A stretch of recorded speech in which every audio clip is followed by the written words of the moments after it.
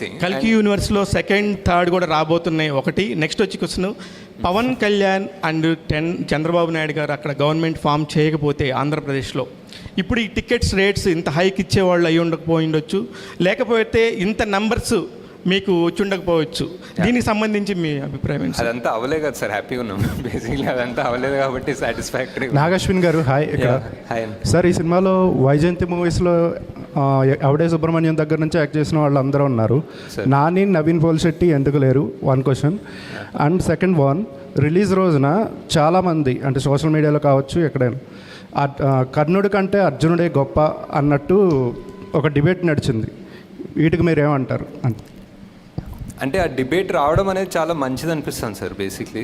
ఎందుకంటే అది ఒక దాని గురించి ఆర్గ్యూ చేస్తుంటే సడన్లీ ఇంకొకటి తవ్వుతారు. సడన్లీ మహాభారతము అండ్ ధర్మం అధర్మం గురించి ఫైట్ చేస్తూ ఉంటారు. సో అది మంచిది అనిపిస్తుంది.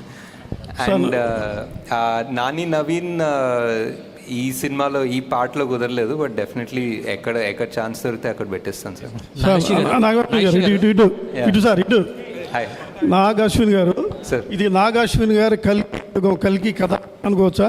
మహాభారతం కాకుండా పూర్తి అంతే అంతే. మొత్తం మీదే ఈ టైటిల్ దొరికింది కాబట్టి నాగశ్విన్స్ కల్కి అని పెట్టిన అవసరం. ఇప్పుడు భారతంలో కృష్ణుడికి అశ్వత్థామకి పునర్జన్మ ఉంది, కర్ణుడికి లేదు.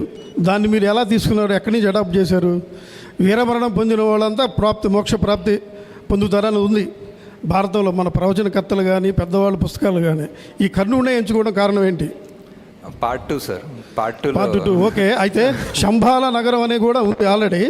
అక్కడ అతీంద్రమైన శక్తులు, మనుషులు ఉన్నటువంటి వ్యక్తులు, యోగులు, సిద్ధులు ఉన్నటువంటి ఉంటారు. అవును సార్. మరియమ్మ, తర్వాత ఇంకా క్రిస్టియన్స్ పేర్లు 3 వస్తాయి.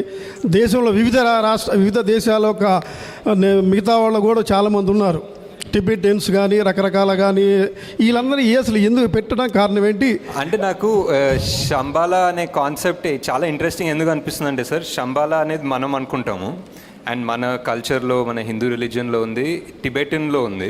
టిబెటన్స్ కూడా శంబాలా అంటారు, షాంగ్రిలా అంటారు. పర్షియన్ రిలీజియన్లో వాళ్ళకు ఒక సిమిలర్ ఐడియా ఉంది. వాళ్ళకు కూడా సేమ్ ఒక హిడెన్ ప్లేస్, వాళ్ళు కూడా మౌంట్ కైలాష్ దగ్గరే అనుకుంటారు. సో ఇంత వివిధ జాగ్రఫీస్, వివిధ లాంగ్వేజెస్, కల్చర్స్లో శంబాలా అనే పేరే ఉందనేది నాకు చాలా ఇంట్రెస్టింగ్ అనిపించింది. ఓకే. అండ్ దాన్ని రీఇంటర్ప్రిట్ చేస్తే ఇప్పుడు సిద్ధులు ఆర్ జ్ఞానులు వాళ్ళందరూ ఓన్లీ ఒకే ప్లేస్ నుంచి చెందిన అవసరం లేదు కదా సార్. అన్నీ ఆల్ ఓవర్ ద వరల్డ్ నుంచి రావచ్చు. అండ్ నేను క్రియేట్ చేసిన వరల్డ్లో వాళ్ళందరినీ హంట్ చేస్తున్నారు, వాళ్ళందరినీ దేవుడు అనేది బ్యాన్ చేశారు ఆ వరల్డ్లో.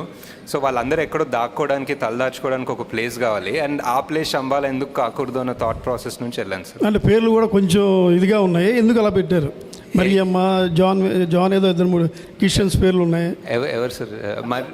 మరియమ్మ అని ఉంది సార్. మరియమ్మ అనేది యాక్చువల్లీ అన్ని లాంగ్వేజెస్ దాన్ని బేస్ చేసుకుని పెట్టుకున్నాం సార్. ఇంకోటి, వాళ్ళ అతి శక్తులు ఉన్నప్పుడు దేనికోసం పోరాడుతుంటారు? అతీంద్రియ శక్తులు ఉందని పెట్టలేదు సార్. కొన్ని కథలో ఒరిజినల్ అంటే కొంతమంది అంటారు సార్, అది కూడా కల్పితమే కదా సార్.